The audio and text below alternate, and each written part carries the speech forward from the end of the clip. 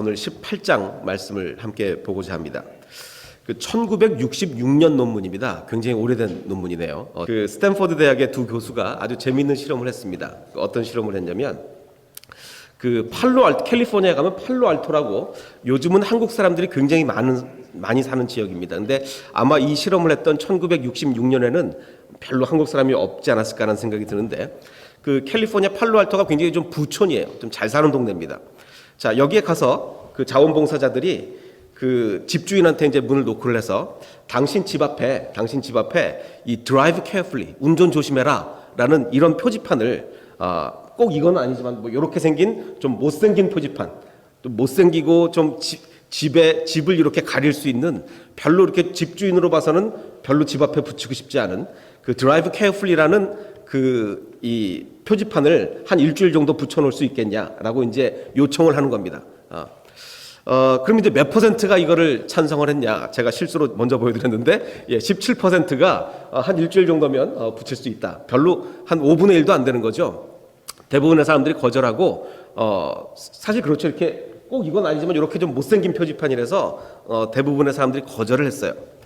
자, 그런데 다른 또 이제 한 절반 정도는 그냥 이렇게 요구했고, 나머지 절반은 어떻게 요구를 했냐면, 맨 처음부터 이 표지판 붙이겠다고 하지 않고 자동차에 스티커 있지 않습니까? 자동차에 이제 붙이고 다니는 스티커에 be a safe driver. 그러니까 drive carefully보다는 조금 덜 공격적이죠. drive carefully는 운전 조심하시오 막 이렇게 하는 거고, 좀 안전한 운전자가 됩시다. be a careful driver라는 거를 집 앞에 이런 큰 사인을 붙여놓는 게 아니라 자동차 스티커를 붙이고 다니라는 거예요. 이거 정도는 얼마든지 할 수 있지 않습니까? 그래서 대부분의 사람들이 내가 그 정도는 할 수 있겠다라고 해서 이거를 2주 동안 붙이고 다녔어요. 그래서 2주 동안 붙이고 다닌 사람들한테 이번에 그 집에 다시 가서 요 사인을 붙여도 되겠냐라고 이제 얘기를 한 겁니다. 자, 그러자 아까는 17%였는데 이번엔 몇 퍼센트가 찬성을 할까요? 더 많아졌겠습니까? 더 적어졌겠습니까? 76%가 찬성을 합니다. 대부분 다 찬성해요. 자, 똑같은 요구를 했습니다. 이 drive carefully라는 이거를 집 앞에 조금 집을 가리지만, 당신의 아름다운 집을 좀 가리지만 좀 일주일 붙이게 해달라는 이 요구를 그냥 요구했을 때는 대부분의 사람들이 다 거절을 하고, 조그만 거 하나 be a safe driver 요거를 붙이고 나서 그 다음에 요구를 하면 대부분 다 들어줬단 말이에요. 그럼 뭐가 달라졌을까? 많은 사람들이 이거를 여러 가지 심리학적으로 해석을 하지만 일관성 문제로 해석하는 경우가 많이 있습니다. 일관성. 자, 어떤 일관성이냐면, 그래, 내가 안전한 운전자가 돼야지 라는 말을 이미 그렇게 동의를 하고 자동차에 붙이고 다니는 사람은 운전 조심하라는 그 표지판을 훨씬 더 붙이기가 잘 받아들이게 된다는 얘기예요.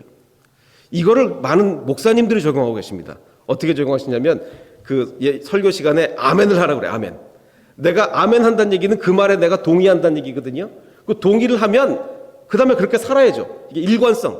사람들은요, 대단히 자기 자신이 일관성 있게 보이려고 대부분의 사람들이 노력합니다. 이랬다 저랬다 하는 것처럼 보이지 않으려고 해요. 그래서 내가 예배 시간에 아멘을 했으면 그렇게 살아야죠. 그래서 많은 목사님들이 아멘 하라고 요구를 하시는데, 저는 사실 거의 안 했습니다. 그거는 왜냐하면 사실 아멘을 했는데 그렇게 못 살면 문제가 생기잖아요. 그래서 제가 거의 요구를 안 했는데, 이 논문을 제가 읽고 나서 조금 그럴 필요도 좀 있겠다라는 생각이 듭니다. 왜냐하면 자기 입으로 아멘이라고 해야 그 다음에 조금이라도 더 노력을 하거든요. 앞으로는 좀 아멘을 하십시오. 예.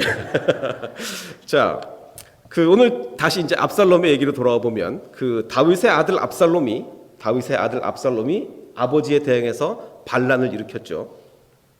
그래서 이제 다윗은 도망을 간 후에 일단 시간을 좀 벌어서 전열을 가다듬습니다. 다시 이제 자기 아들을 공격하려고 전열을 가다듬고, 이제 자기 아들에게 이제 반격을 실시를 합니다. 반격을 준비하는데 18장 2절을 보면, 왕이 백성에게 이르되, 그러니까 다윗이 자기 부하들에게, 사실 자기 부하들은 몇 명 되지도 않아요. 압살롬이 거의 대부분이 군대를 가지고 있고, 다윗의 군대는 지금 몇 명 되지도 않는데, 자기 부하들한테 이렇게 얘기합니다. 나도 반드시 너희와 함께 전쟁에 나가겠다 라고, 다윗 입장에서는 당연히 이렇게 얘기를 하겠죠.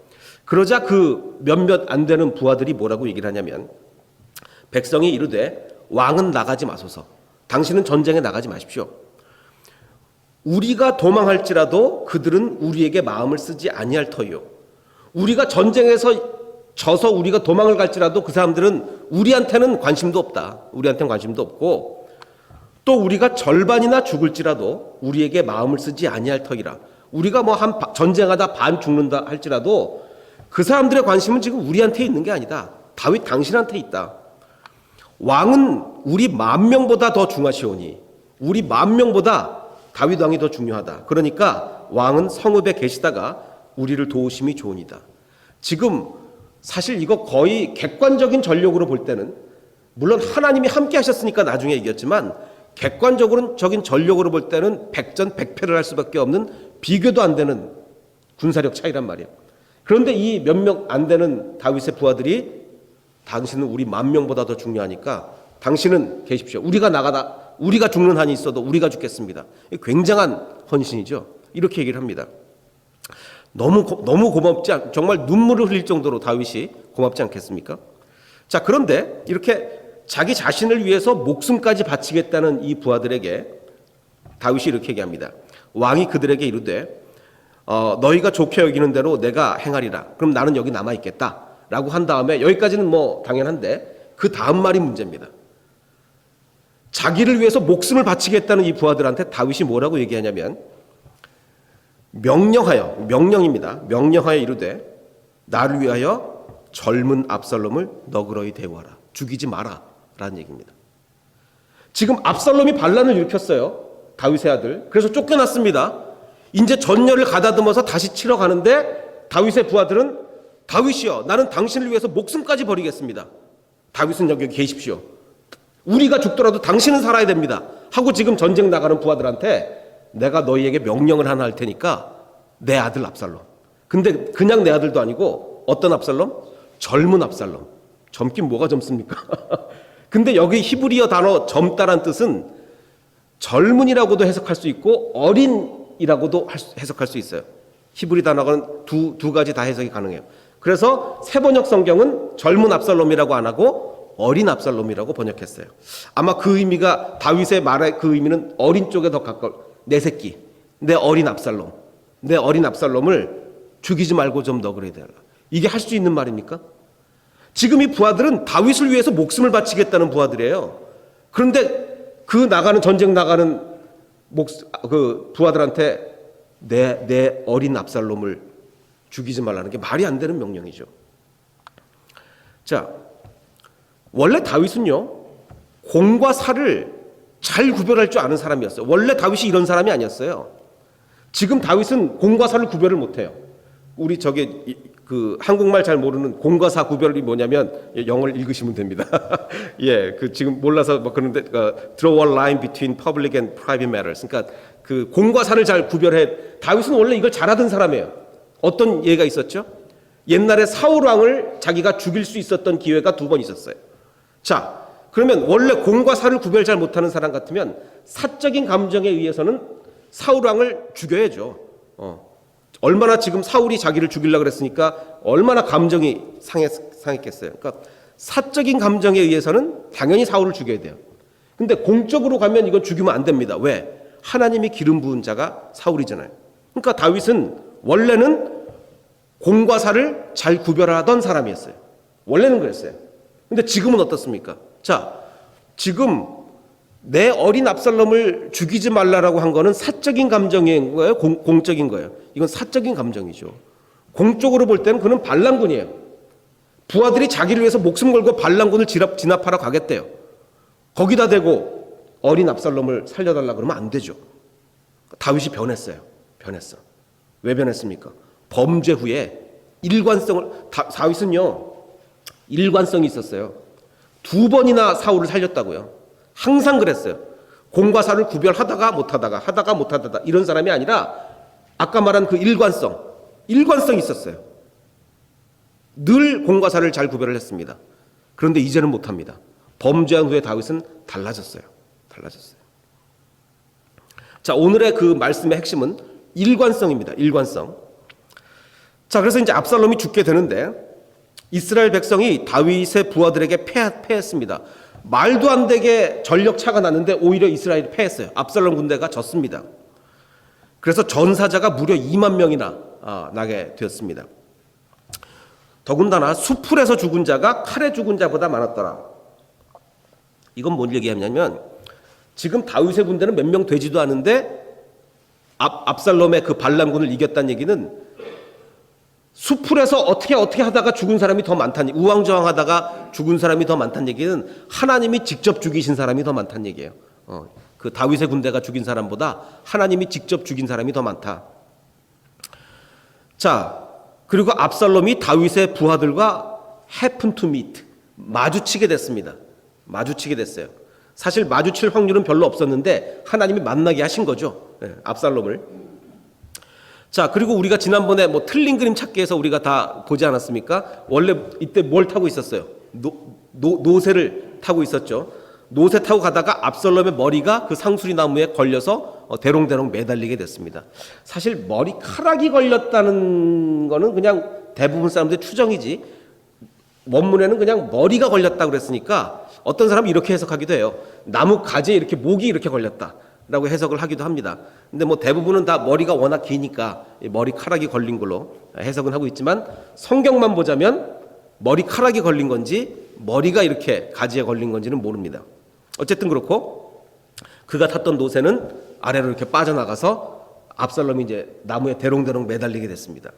자, 그런데 그 보고가 요압한테 들어갑니다. 요압에게 압살롬이 상수리 나무에 매달렸다라는 보고가 들어가니까 요압이, 야, 어찌하여 니네들은 당장 쳐서 땅에 떨어지지 왜 안 죽였냐, 왜 매달린 걸 그냥 보고 왔냐라고 얘기를 합니다. 그러자 부하들이 당연히, 아니 나는 내 손에 은 1000개를 받는다 할지라도 나는 압살롬을 죽일 수 없다. 왜냐하면 우리가 들었거니와 다윗 왕께서 젊은 압살롬을, 어린 압살롬을 살려달라 그랬는데 내가 어떻게 그를 죽일 수가 있냐라고 이제 얘기를 합니다. 자, 그러자 요압이 나는 너희랑 지금 여기서 시간을 보낼 수 없다. 당장 가서 압살롬을 죽여야 되겠다라고 요압이 달려갑니다. 가서 아직 살아있는 압살롬의 심장을 찔러서 그를 죽이고 맙니다. 자, 그 요압이요, 다윗의 군대 장관인데 요압은 지금 다윗의 명령을 알면서 정식으로 완전히 거스른 거예요. 자, 그래서 이제 전쟁에 이겼다는 보고를 혼자 남아있는 다윗에게 이제 보고를 해야 되지 않습니까? 자, 아히마아스라는 사람이 누구냐면 그 제사장의 아들이었어요. 아히마아스가 이르되 청하건대 그 소식을 나한테 좀 전하게 해달라. 내가 가서 다윗에게 상 받으려고 내가 이 소식을 가서 전하겠다라고 하니까 요압이 내가 너를 위해서 하는 말인데 너는 지금 이 소식을 가서 전하지 않는 게 좋다. 왜냐하면 지금 압살롬이 죽었지 않냐. 아무리 지금 전쟁에 이겼어도 압살롬이 죽었기 때문에 너 가면 지금 다윗한테 좋은 얘기 못 듣는다. 그러니까 너 가지 마라 라고 얘기를 합니다. 자, 그러면서 요압이 그럼 너 가지 말고 구스 사람 보내자. 구스. 이방인이야 뭐 압살롬 죽었다고 보고를 하건 말건 괜찮을 것 같으니까 이방인을 보내자. 자, 근데 구스가 어느 지역입니까? 구스. 그 요즘 나오는 성경이나 요즘 새 번역 같은 경우는 에디오피아로 번역하는 경우가 많이 구스를. 그러니까 아프리카 사람입니다. 아프리카 사람. 흑인이에요, 흑인. 그래서 요압이 구스 사람에게 그러면 너 달리기 잘하니까 네가 가서 본 것을 왕께 아뢰라 하면서, 그래서 막 달려가는데 먼저 출발했어요. 그래서 아까 그 아히마아스가 아직도 미련을 못 버리고 다시 요압에게 내가 저 구스 사람 뒤를 좀 따라가게 해주십시오. 자꾸 요청을 합니다. 그래서 요압이 또 얘기해요. 너 아까도 내가 얘기했지만 너 지금 이 소식으로 너 상을 못 받는다. 압살롬이 죽었다는 얘기를 너 어떻게 전하려고 그러냐. 너 절대 상 못 받으니까 가지 마라 라고 했는데도 계속 이 사람이 욕을 합니다. 한사코 달려가겠노라 하니까 요압이 그러면 가라 라고 허락을 합니다. 자, 제가 사진을 하나 보여드리는데 이 올림픽 100m 결승입니다. 올림픽 100m 결승. 이 사진의 특징이 하나 있습니다. 특징이 뭘까요? 올림픽이니까 전 세계에서 최고로 잘 달리는 사람 8명이 지금 100m 결승을 하는 겁니다.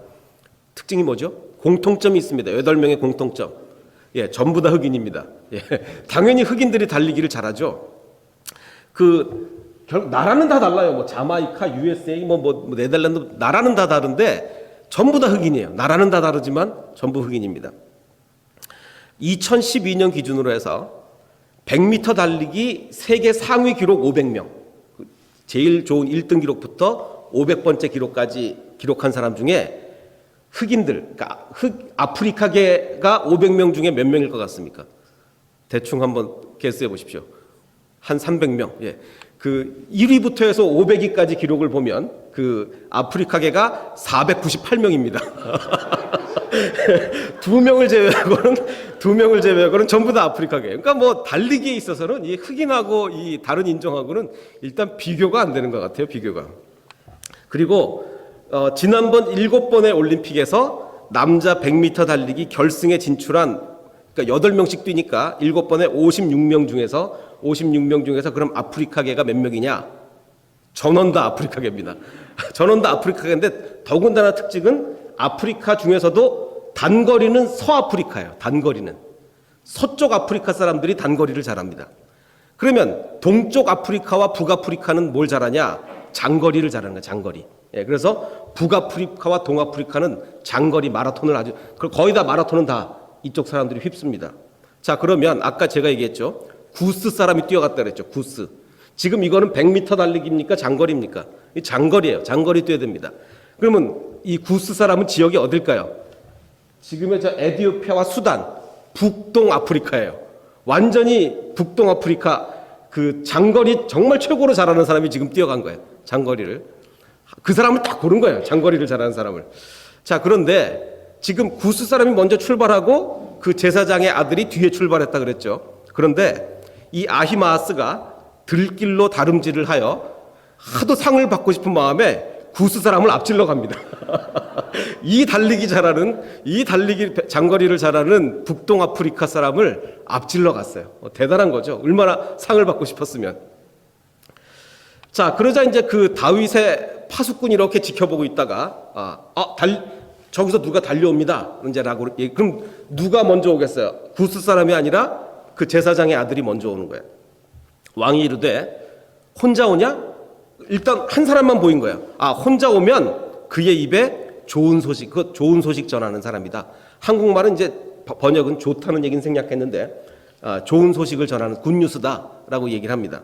그러자 파수꾼이 근데 또 한 사람 달려오는데요. 자, 그러면 혼자 오면은 좋은 소식이라 그랬으니까 한 명이 더 오니까 지금 그럼 무슨 소식이라고 알아야 되는 겁니까?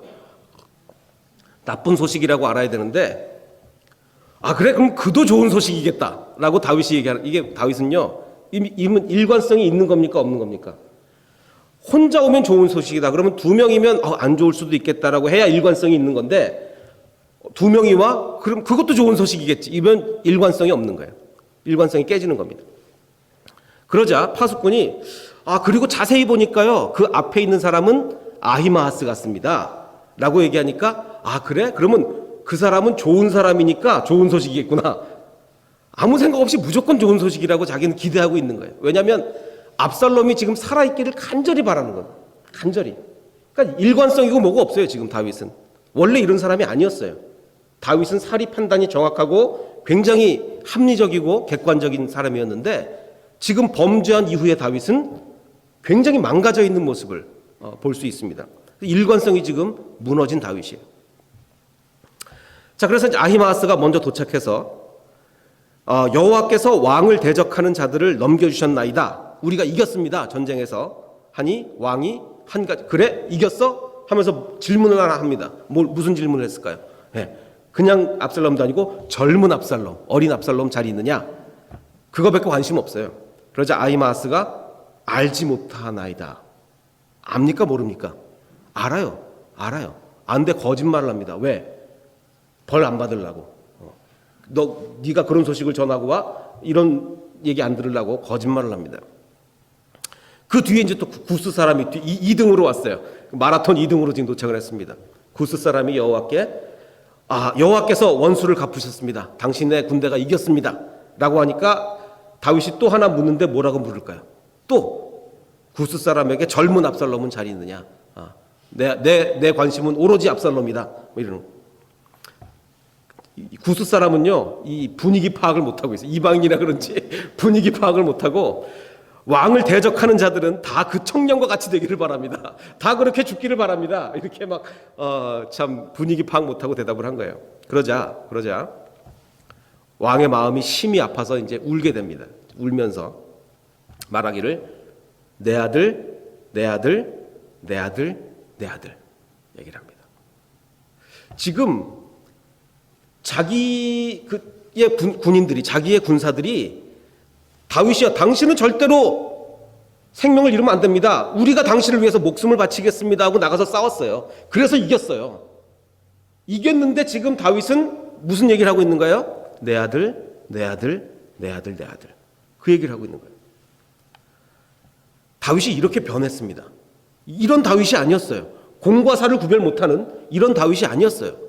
근데 범죄한 이후에 다윗은 상당히 망가져 있습니다.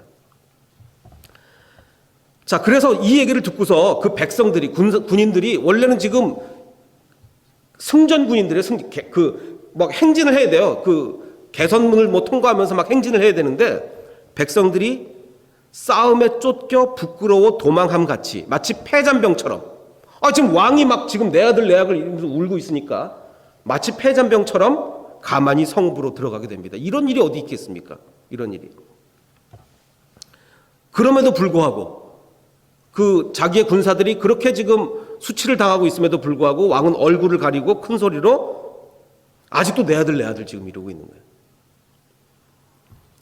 자, 그러자 그걸 참다 못 참으면 이제 요압이, 왕께서 오늘 왕의 생명을 구원한 모든 부하들의 얼굴을 부끄럽게 하는 거 지금 뭐 하는 겁니까? 지금 저 부하들이 당신의 목숨을 위해서 싸웠는데 지금 왕 당신 뭐 하고 계십니까? 아니, 만일 압살롬 혼자 살고 우리 다 죽었으면 왕 좋아했겠네요. 지금 이러는 거예요. 이럴 만 하죠. 사실 이럴 만 해요. 우리 다 죽고 압살롬 혼자 살았어도 왕은 기뻐하셨겠습니다. 지금 이렇게 얘기하는 거예요. 자, 요것만 보면, 이 사실만 보면 이 요압은 지금 공과 사를 철저하게 구별하는 사람 같습니까? 못하는 사람 같습니까? 구별하는 것 같아요. 이건 공은 공이고 사는 사고 좀 철저하게 구별하는 사람 같은데, 사실 이 요압이 전에는 안 그랬어요. 언제 안 그랬냐면, 그럼 요압은 일관되게 이런 사람인가? 오늘 일관성이 주제라 그랬죠. 아니란 말이에요. 언제 아니라 그랬냐면, 처음에 그 이스라엘이 남북으로 나눠져 있을 때 북쪽에 있는 아브넬 장군이 남쪽으로 내려와서 우리 통일하자 그랬어요. 다윗한테 내려와서 다윗 왕한테 우리 남북 통일합시다. 그랬는데 그 아브넬하고 이 요압하고는 원수지간이었거든요. 원수지간이에요. 그래서 남북 통일을 하러 오자는 그 아브넬을 요압이 죽여버립니다. 그럼 그거는 공과 사를 구별한 겁니까? 못한 겁니까? 구별 못한 거죠. 남북 통일하는 아주 절호의 민족적 기회가 왔는데 공과 사를 구별 못하고 자기 원수를 갚은 사람이 요압이란 말이에요. 그러니까 이거 딱 뭐냐면, 자기가 하면 로맨스, 남이 하면 불륜인 거예요. 자기는 그때 공과 사를 구별 못해놓고 이제 와서 다윗한테 막 그러는 거죠. 그러니까 참 특이하게도 오늘의 본문 말씀은 등장인물들이 전부 다 일관성이 없어요. 전부 다 다윗도 일관성이 없고 요압도 일관성이 없고 어느 누구도 일관성이 있지 않아요. 자, 그래서 이스라엘 백성들은 이제 원래 압살롬 편을 들어서 반란을 일으켰다가 다윗을 쫓아냈다가 다시 압살롬이 죽으니까 어떻게 합니까? 그럼 이제 다윗을 왕으로 다시 맞자. 이스라엘 모든 지파 백성들이 다윗이 우리를, 옛날 생각을 해봐라. 옛날 다윗이 우리를 다 원수의 손에서 구원하지 않았느냐. 압살롬은 싸움에서 죽었거늘 이제 너희가 어찌하여 왕을 도로 모셔올 일에 잠잠하고 있느냐. 압살롬이 죽었으면 얼른 다윗을 다시 모셔와야지. 다윗을 왕으로 모셔오자라고 얘기를 합니다. 근데 이걸 말하는 사람이 지금 며칠 전까지 뭐 하려던 사람들이에요? 다윗을 죽이려던 사람들이거든요. 압살롬 편을 들어서 다윗을 죽이려던 사람이 압살롬 죽고 나니까, 그럼 우리 빨리 가서 니네 기억도 못하냐? 옛날에 다윗이 우리를 원수의 손에서 구원해 준 거 기억도 못하냐? 이러면서 이 일관성이 있는 겁니까? 없는 겁니까? 이것도 일관성이 없어요. 며칠 전까지만 해도 다윗을 죽이려고 그러더니. 그러니까 모든 등장인물이 일관성이 없어요. 이랬다 저랬다 합니다. 자, 그래서 이제 결국 다윗이 돌아옵니다. 돌아오는데 요단강에 이르렀어. 요단강을 건너서 도망갔으니까 다시 요단강을 건너서 들어오려고 요단강에 이르렀습니다. 그러자 이제 누가 찾아옵니다. 누가 다윗을 찾아오냐면 시므이라는 사람이 찾아와요. 자, 근데 시므이라는 사람이 원래는 뭘 한 사람이냐면 다윗이 도망갈 때 나와서 다윗한테 막 돌 던지면서 다윗을 저주하던 사람이에요. 너 잘됐다. 너 벌 받는 거다. 다윗을 저주하던 사람이에요. 저주하던 사람이 갑자기 전세가 역전이 돼서 이제 다윗이 막 다시 왕이 돼서 온다 그러니까 다윗을 맞으러 와서 왕 앞에 엎드립니다. 엎드려서 왕의 종 내가 범죄한 줄 아옵기에 오늘 내가 먼저 내려와서 왕을 영접하나이다. 저 이거 일관성이 있는 겁니까? 이랬다 저랬다. 전세에 따라서 다윗이 지겠구나. 그럼 막 저주하고 다윗이 이기겠구나. 그럼 막 절하고. 이게 일관성이 없어요. 모든 사람이 일관성이 없다니까요. 그러자 다윗이 시므이에게 이르되 내가 너 안 죽이겠다. 내가 너를 죽이지 아니하리라. 네가 죄진 건 괘씸하지만 죽이지 않겠다라고 약속을 합니다. 자, 그럼 이거 일관성 있게 밀어붙이려면 끝까지 죽이면 안 되죠. 죽이면 안 됩니다. 그런데 다윗이 이제 나중에 죽을 때 솔로몬 왕한테, 자기 아들 솔로몬 왕한테 유언을 남깁니다. 뭐라고 유언을 남기냐면, 자, 시므이는 내가 맹세하여 이르기를 내가 내 칼로 너를 죽이지 않겠다라고 내가 맹세를 했었다. 그러니까 내가 안 죽이겠다 그랬으니까 솔로몬 네가 죽여라 라고 이제 이렇게 유언을 남깁니다. 그래서 그러나 그의 백발이 피 가운데 스올에 내려가게 하라. 죽이란 얘기입니다. 죽이란 얘기. 자, 이거 일관성이 있는 거예요, 없는 거예요? 안 죽이려면 끝까지 안 죽여야지. 자기가 안 죽이니까 자기 아들 보고 죽이라 그러고. 이거 일관성이 없잖아요. 자, 그래서 시므이도 일관성이 없고 다윗도 그러니까 정말 희한하죠. 어떻게 이번 사건, 이 사무엘하 18장 19장에 나오는 이 사건에서 어느 누구도 일관성이 없어요. 전부 다 이랬다 저랬다 하는 사람뿐입니다. 하나님은 우리에게요, 하나님이 가장 기뻐하시는 것 중에 하나가 우리의 일관성, 꾸준함입니다. 물론 이제 우리가 봉사하다 보면 어떨 때는 막 그 성령 받아가지고 마치 우리의 모든 걸 다 바칠 것처럼 막 이렇게 하다가도 또 뭐 식으면 또 막 하나님 멀리 떠나가도 이럴 때 있는 사람이 있고, 정말 비가 오나 눈이 오나 꾸준한 사람이 있어요. 비가 오나 눈이 오나 꾸준한 사람. 하나님은 어떤 사람을 더 기뻐하실까요? 하나님은 일관성 있는 꾸준한 사람들을 더 기뻐하십니다. 근데 그게 쉽지가 않아요. 정말 하나님을 꾸준히 섬겨나가기가 쉽지가 않습니다. 그러나 하나님은 우리에게 일관성을 요구하세요. 일관성. 그 지난 몇 주간 우리 교계 뉴스에서 가장 핫했던 뉴스 중에 하나가 바로 지미 카터 전 대통령입니다. 이 카터 대통령이요, 얼마 전에 지금 90세가 넘었는데 얼마 전에 그 암이 다 치료된 것 같다가 이제 재발했다는 뉴스가 나왔어요. 여러 장기에 전이가 됐다는. 이미 암은 여러 장기에 전이 되고 나면 이제 거의 힘들지 않습니까? 그 뉴스가 나왔습니다. 자, 그런데 우리가 다 여러분 많이 아시겠지만 카터 대통령은 퇴임 이후에, 물론 대통령 되기 전에도 그랬지만 퇴임 이후에 30년간을 작은 시골 교회에서 주일학교 교사로 봉사를 했습니다. 이게 쉽지가 않습니다. 퇴임한 미국 대통령은 퇴임을 해도 어마어마합니다, 사실.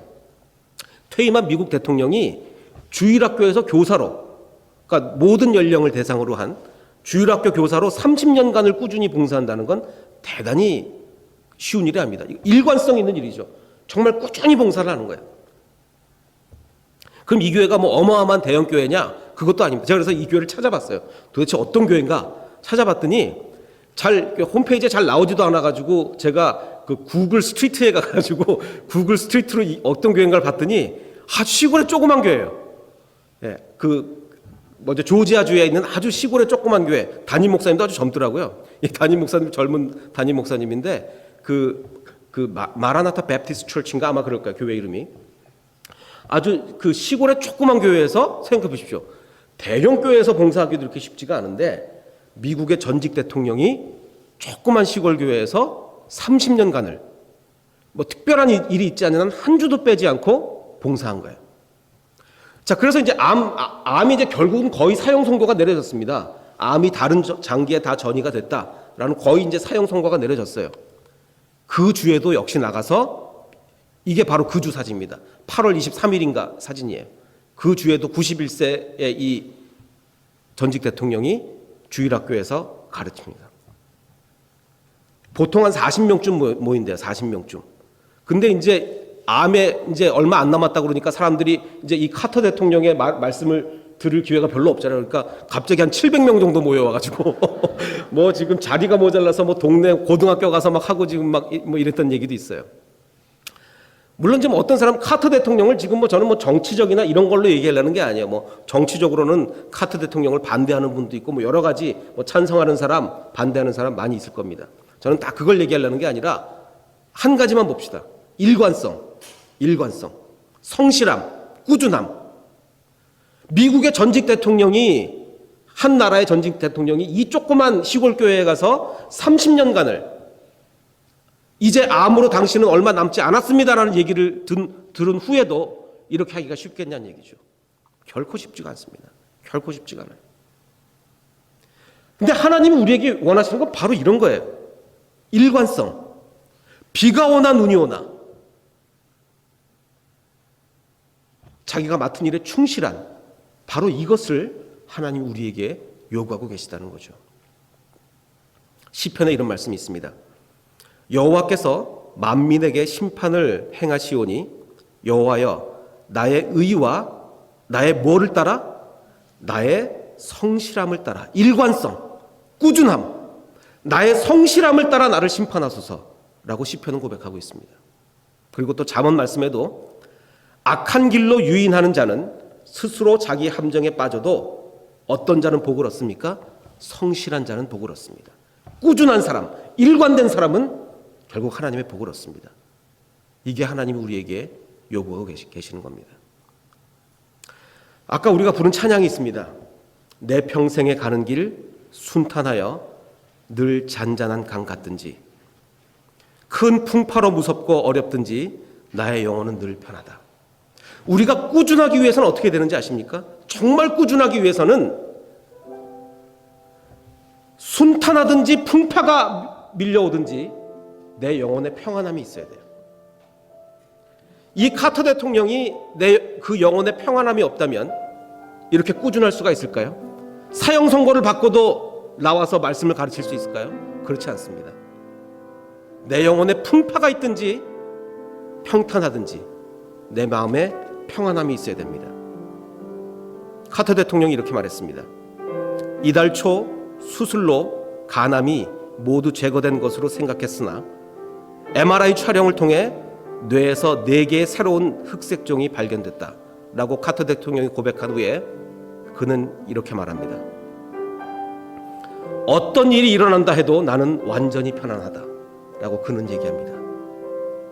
이런 고백이 있기에 그는 마지막 얼마 남지 못한 주일학교 교사의 그 봉사를 꾸준히 일관되게 지켜나갈 수가 있는 것입니다. 여러분의 삶에 어떤 풍파가 있다 할지라도 어떤 어려움과 어떤 고난이 있다 할지라도 주님이 주시는 마음의 평안함을 누리고 끝까지 봉사할 수 있는 저와 여러분이 되기를 주님의 이름으로 축원합니다. 우리 잠시 찬양하며 묵상하겠습니다.